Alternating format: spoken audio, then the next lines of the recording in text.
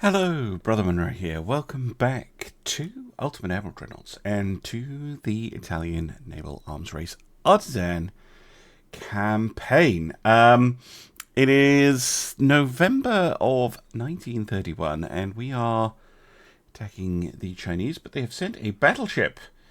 The Wen flag, a Dajing class battleship. Quite expensive.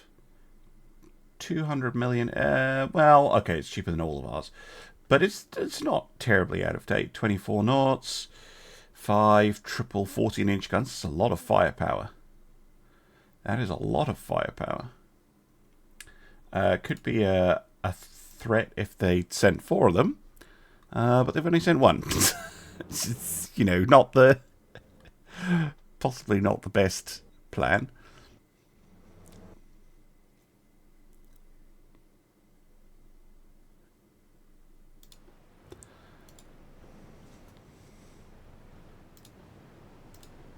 Right, given what we're facing, I'm going to have the destroyers and stuff.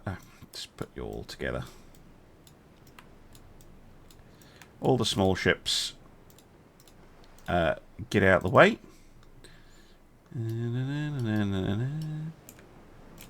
Right, where's the enemy? Forwards. What is the chance that they are running? Now, I do read the Game Labs forums every now and then. And of course, I'm kind of aware of what people are saying about Dreadnoughts in general, because I've got my own Discord. Link in the description, by the way, if you're interested. Where's the one with the... No, it's not the one with the Centrino. Okay, but we've got some fast ships. AI cowardice. It has been a really big problem in the past. In this particular instance, if this ship is running away, which it is, I think that's fair enough. It's outnumbered 4-1, and it's in a campaign battle. But I know that people have been saying that the AI is just running at every opportunity. Where I would find it most unpleasant is if it was happening in a custom battle. But if you see it, yeah, by all means, try reporting it. Because obviously it's not fun when the AI runs away. Stern chases are not the most interesting. Certainly from my point of view. I'm just going to time-lapse this battle once I've got this thing ID'd. So I can have a little look at it. Talk about it a little bit. In terms of housekeeping stuff, I'm still not feeling great. You can probably hear in my voice. But I'm kind of hoping that the worst of it is behind me and I can keep up with the daily videos. There is also more news. I'm learning how to do something to do with Dreadnoughts. More news on that when I've actually succeeded at it. Oh, they have low fuel too. Well, that shouldn't... That's good for me. I'll be able to catch up. I do quite like the arrangement. A, B, X, N, X, V, Y, sorry. If you're ever wondering how I name my turrets, it is my own custom naming system. Adapted from Royal Navy, AB, and US Navy, AB, X, Y kind of naming, but adapted for the weird and wonderful world of Dreadnoughts. I call this type of turret a V turret. And if it's on the front, I call it an N. But call them what you want. Yeah, the Urako, as the fastest ship, is closing in.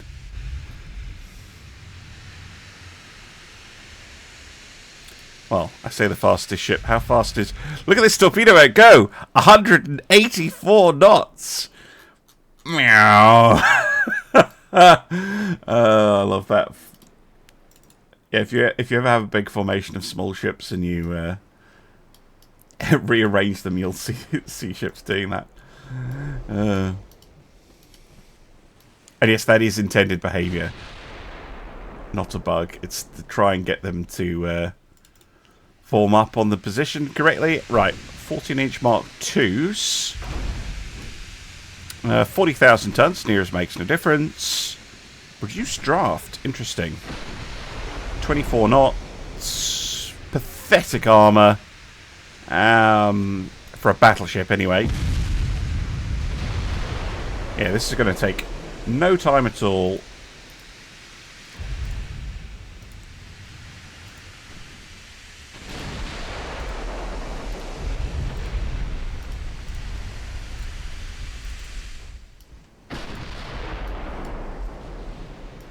No. Shoot this battleship for crying out loud.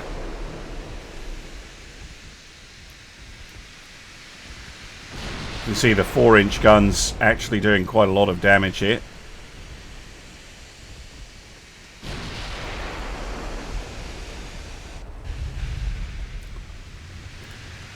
You really can't run around with 0.2-inch extended and main tech. It's just so dangerous.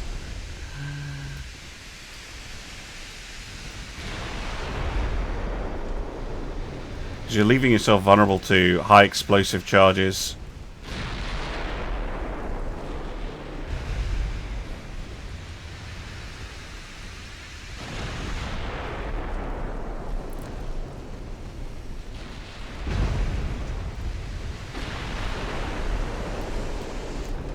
Somehow they're hitting with... Oh no, they've got a stupidly high chance. Nope.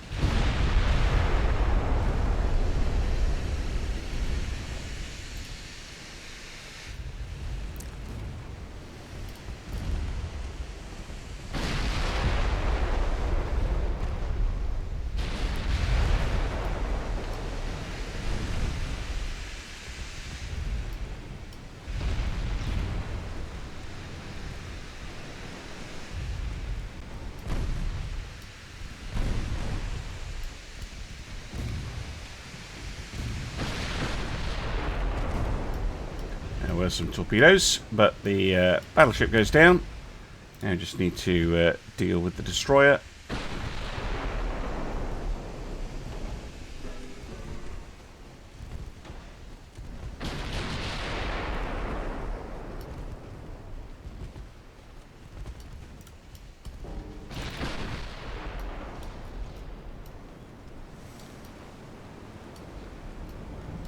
Oh, China.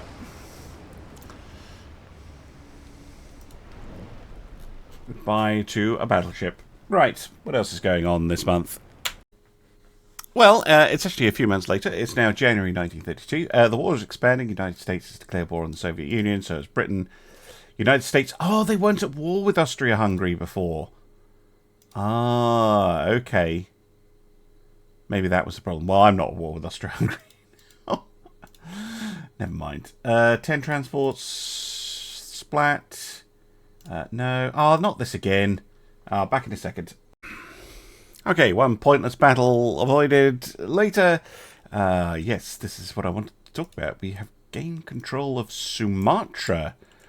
Very nice. The next target, I think... Yeah, Java is going to be much more difficult. But is the next logical place to go for. Yeah, I think we'll try Java, because that is also a pretty valuable province. Also has oil. Naval invasion... Oh, okay, no, we'll just go for Sarawak then. Which... This must be a different sea region.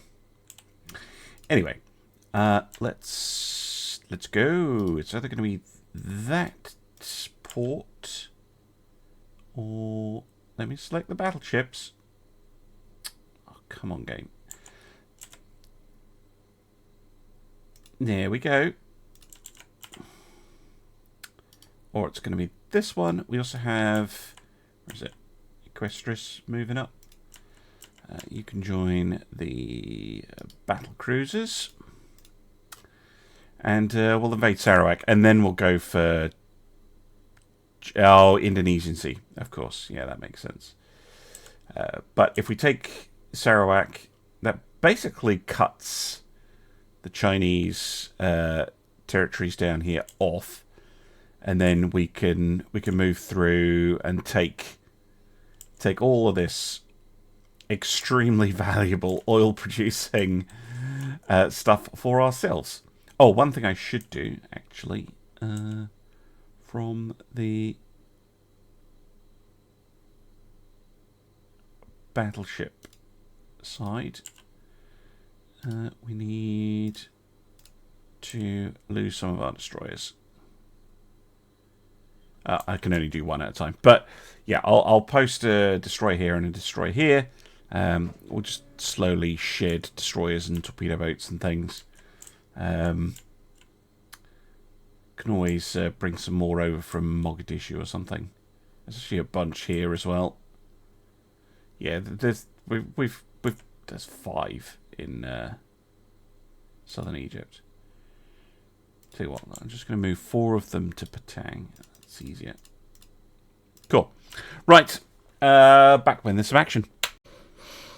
Okay, welcome back. It's now March of 1932. The naval invasion in Sarawak should finish next turn. We've got a 100% chance to succeed. I'm going to then start immediately invading the Moluccas. If that's 100% as well, I'm going to try and take Sulawesi at the same time. But I suspect I'm going to need both fleets to take the Moluccas. So we'll take the Moluccas, we'll take Sulawesi, and then we'll try and take Java. And that will basically put an end to China's expansion into the Pacific. And then I'll talk peace with them, because we've basically taken everything off them. We're still at war with Germany, though, so... I think after we clean this up... and the Soviet Union. Well, we're going to go back and take Oman on the way back, basically.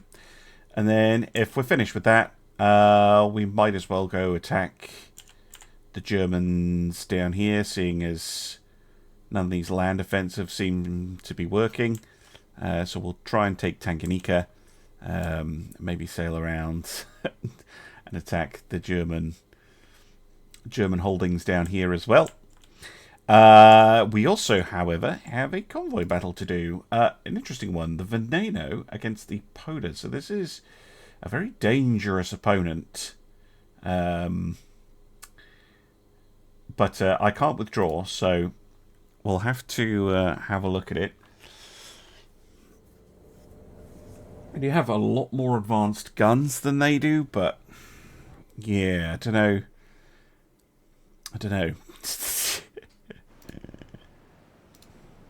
Also, one thing I haven't mentioned is if you look at propellant and bursting charge, you'll notice that they say different things to what you're maybe used to. This has been updated by the Baron. So it's now completely different. And I haven't had a look at any of that. So I don't know if I'm using the kind of setup that I want. Because the way he does that is he remaps existing... the existing text. And then changes the description. If that makes sense. That's why there's 2 files to install NAR, so you don't get the description unless you install the second one. So I really should have a look at those. And in fact, I am going to do so after this battle is finished. We'll hop into the designer. Okay, we spotted the transports. That's ideal. Really what we're interested in is sinking those transports. I suspect we might be able to get the battleship to run away.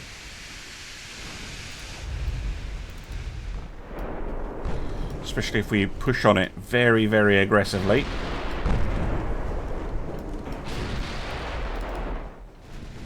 And if we can get it to run, but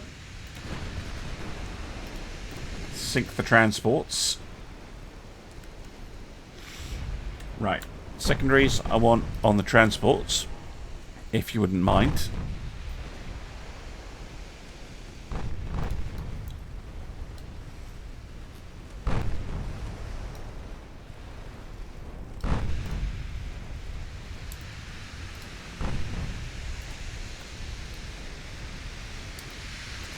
Oh, they're firing both sides, that makes sense.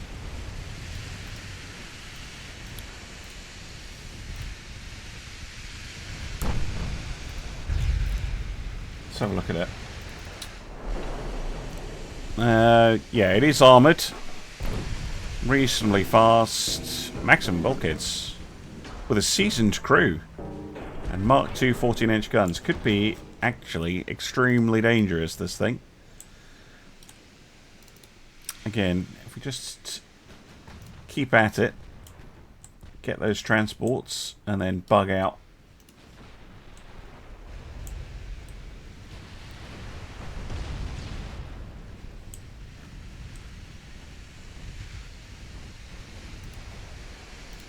Torpedo, presumably coming from the heavy cruiser over there. Okay, all the transports are dead. We are out of here.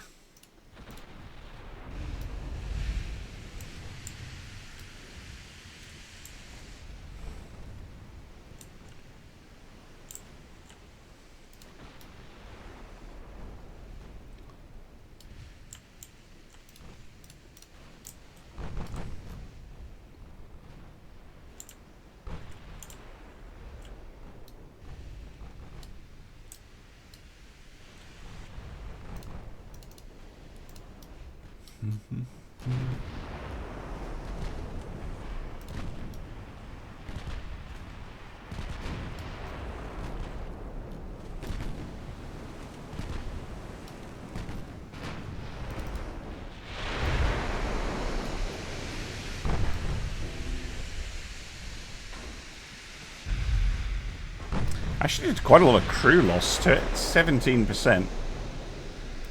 Surprisingly high.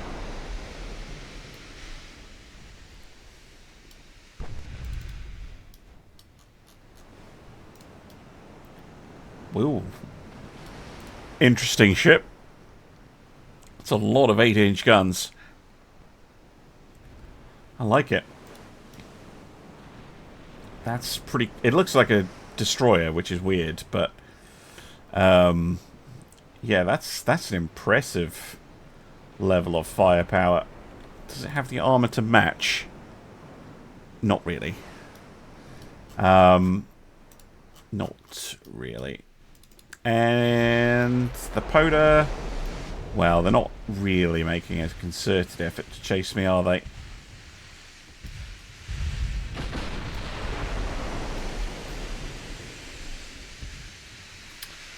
No.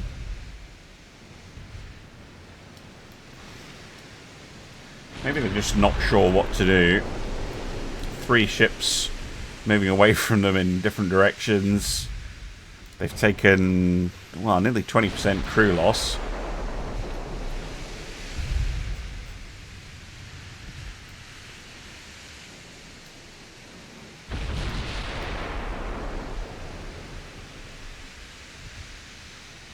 Oh, you score a hit though. But I'm going to time-lapse the rest of the battle.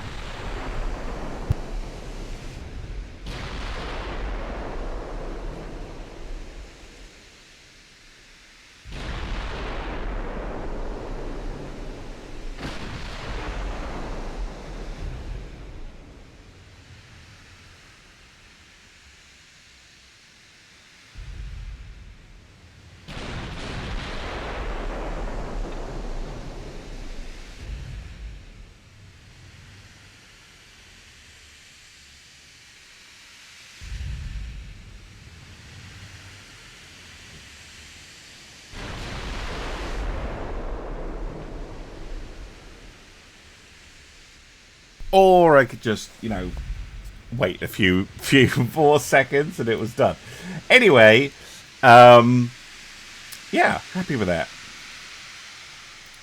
Happy with that. Dealt some good damage, sunk the transports, bugged out. Nice. I'm actually recording these out of sequence because I realised I said I was going to have a look at the NAR changes, but I haven't. I didn't actually do that, and I ended the episode. So, new in NAR are changes to both propellant and bursting charges. So the propellants we have access to are Cordite MD, which is Cordite 2, I think. Gives you better range, better pen, better muzzle velocity, more explodey. And then not as accurate. Then we've got RPC12, which is tube powder, which is safer, gives you better... Yeah, this is a really nice change. The muzzle velocity and shell pen scale. So you don't have this weirdness like you do in vanilla dreadnoughts, where it doesn't work how you think. Where gun range and accuracy are linked, but not in the way their stats work. So basically, if you see gun range plus and gun base accuracy minus, like you do here, basically what that'll mean is the accuracy is not as bad as you think. I don't know how else to put it. Like, it can go quite far, but it's not going to be very accurate at super long range. Whereas if it's like this, with a plus to both, it'll be smoother, if that makes any sense. But the main one that bothered me was pen and muzzle velocity not being linked. So you could have you could have stuff where it was like, increases your penetration but reduces your muzzle velocity. That is not how physics works. So that's nice to see with the propellants. I mean, so yeah, Cordite versus tube powder. That's a very similar kind of equation that we're used to. This, what is this? SPD. That's the US stuff.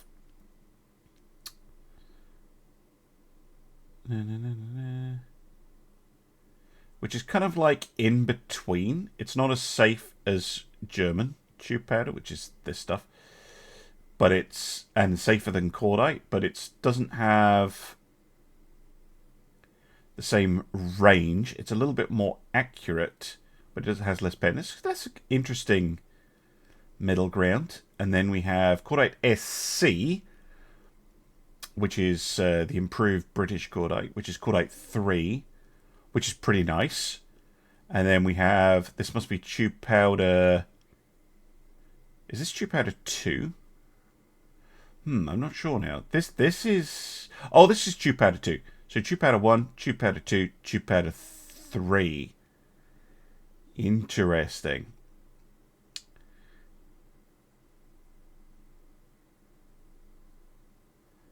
Very interesting. So these are similar choices to what they were before, but they have more sensible values, which I like. The bursting charges, though, we have Amatol, which is TNT1, I think.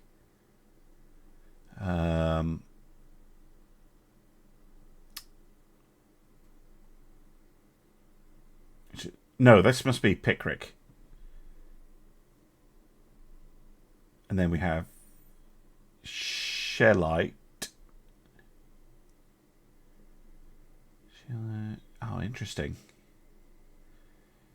Tetriol. Which must be one of the TNT variants. Yeah, this must be I'm trying to remember what they are now. Pickrick, and then is this TNT 1, 2, 3, 4? I'm not even sure. I'd actually have to look at the game files to tell. We're all using composition B, which is RDX and TNT, which is pretty nice. 4% shell pen, 37% shell damage. Damn. HE improvements, but not much. Reduced shell weight. Oh, those are really nice. Yeah, I like that. TNT-A.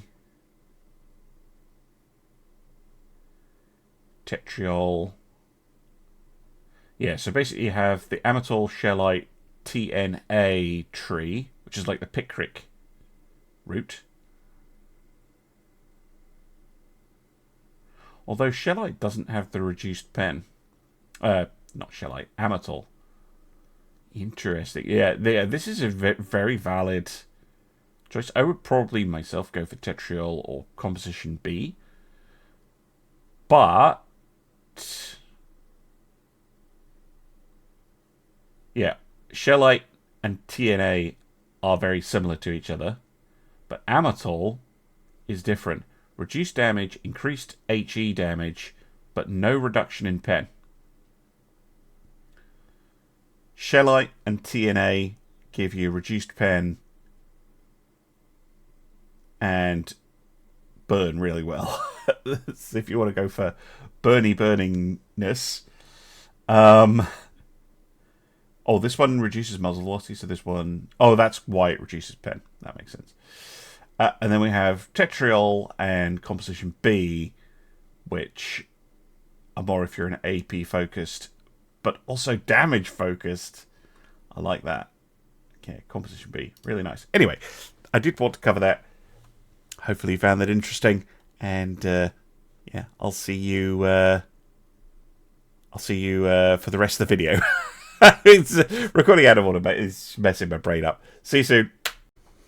Well, now the Chinese have gotten a little bit knocked with me invading. We've just taken Sarawak, but they arrived too late in classic AI fashion. But we have the Monarch here, leading a whole bunch of light cruisers, plus a destroyer and a torpedo boat. So we will destroy these ships with pleasure. With pleasure.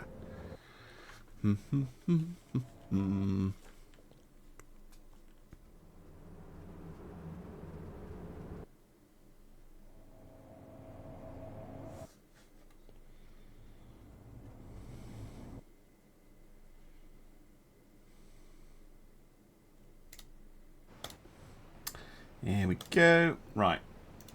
The torpedo boats need to withdraw immediately. Oh,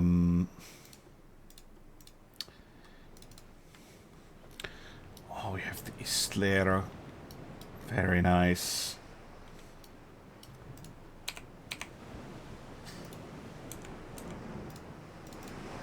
Equestris, she's our battleship. Reventon and Centenario. Vigilante, what's your speed? 34. Yeah, would you mind following Islero, please? Just so we have some torpedo spotting with us.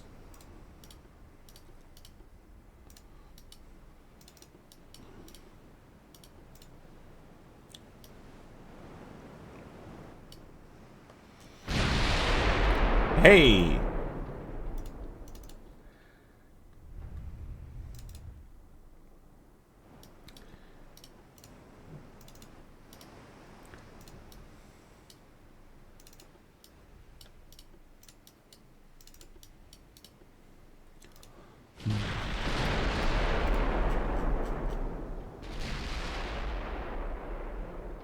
Very long range.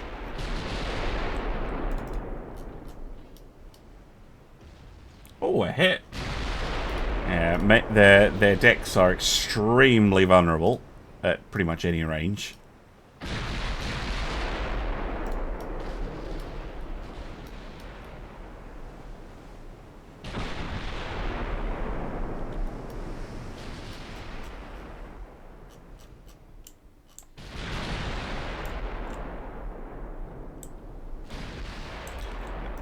Again, I kind of thought they were attacking, not running away.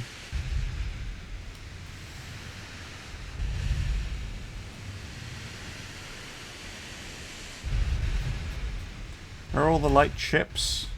All those light cruisers?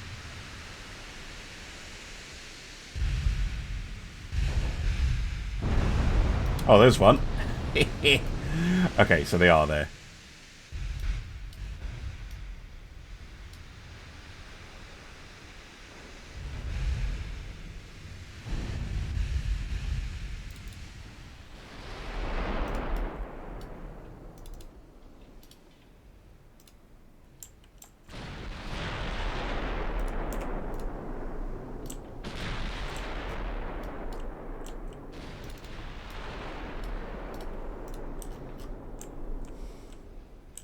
Yeah, we're hitting them by accident.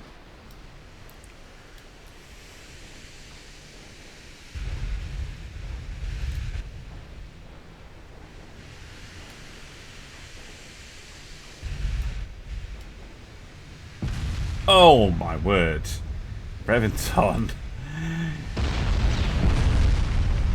Yeah, leaving your main decks vulnerable to high explosive. And you can see the high explosive pen is not amazing. At this sort of range, you're looking at maybe half an inch maximum of deck pen on the HE shells, and they're not protected against it. Just madness.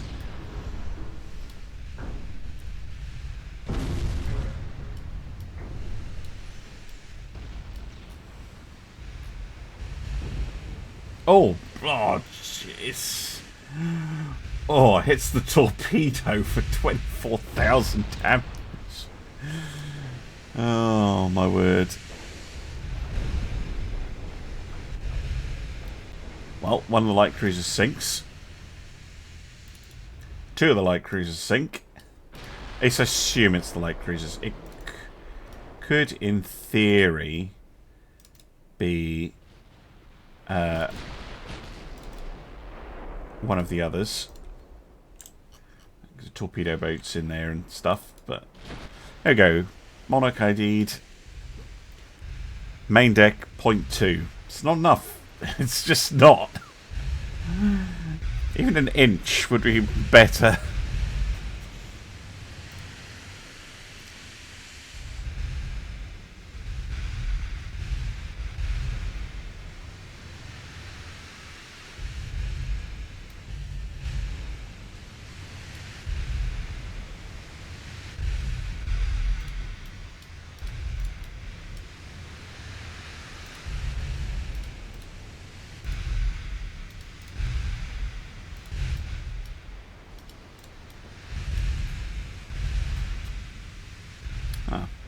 No hits for a while now.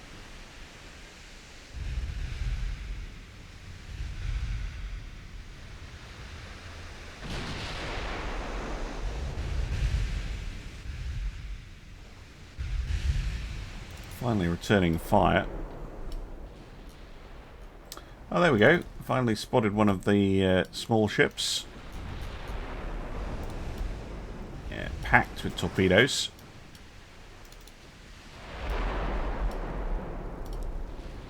Keep your main guns on the battleship, please. Secondary guns can shoot at other stuff.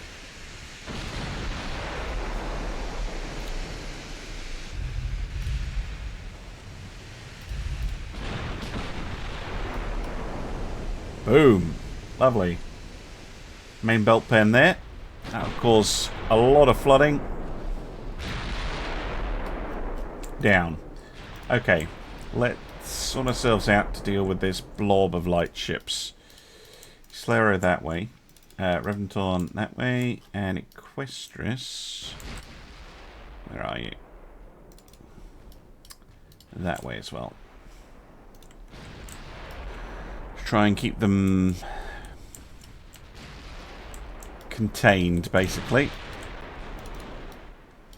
Just blast away.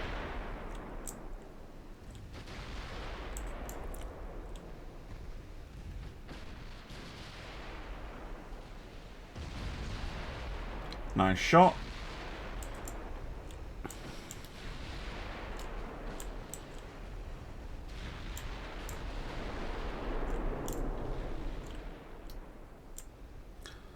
Might not seem like much, but yeah, destroying light ships is actually really, really helpful.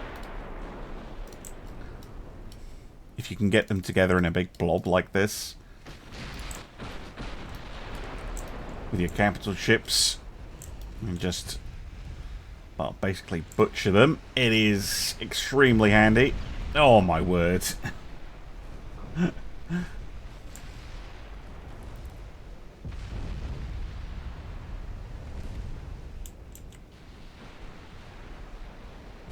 It's like when sharks corral a shoal of fish together and then just eat them all at once.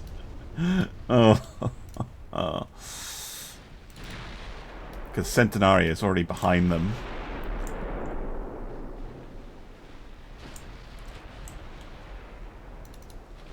Destroyer making a run for it. Oh, did get the torpedoes off.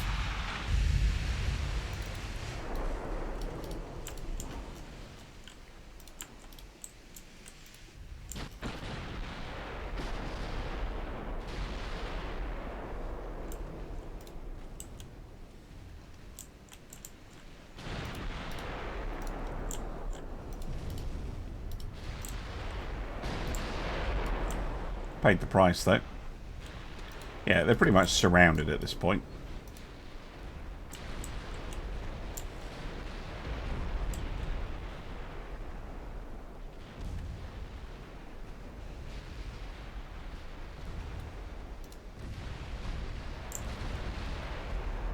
Wow, that's a really weird armor scheme.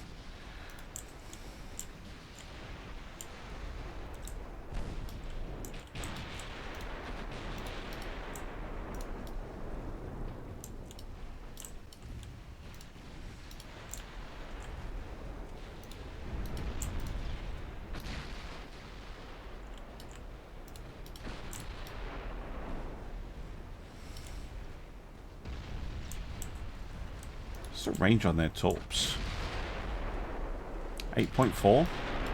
Yeah, it's not great.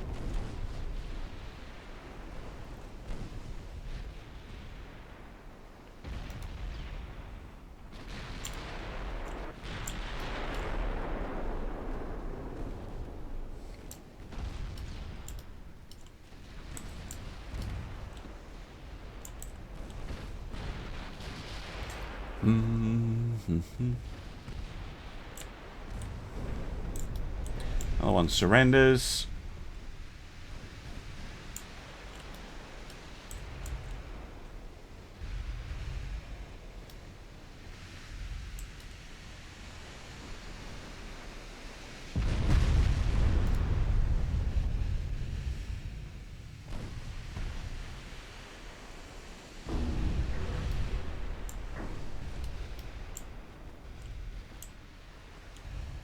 Just one left.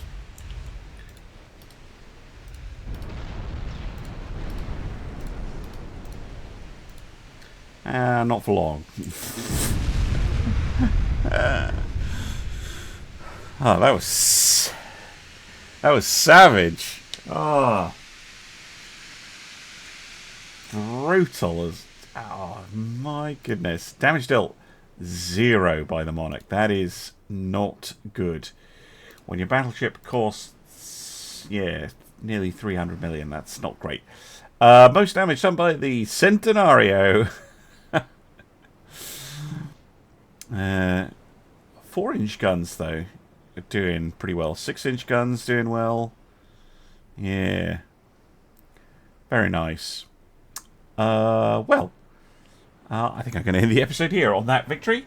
Thank you very much for watching, and I'll see you again soon for some more Ultimate Admiral Dreadnoughts. Bye for now.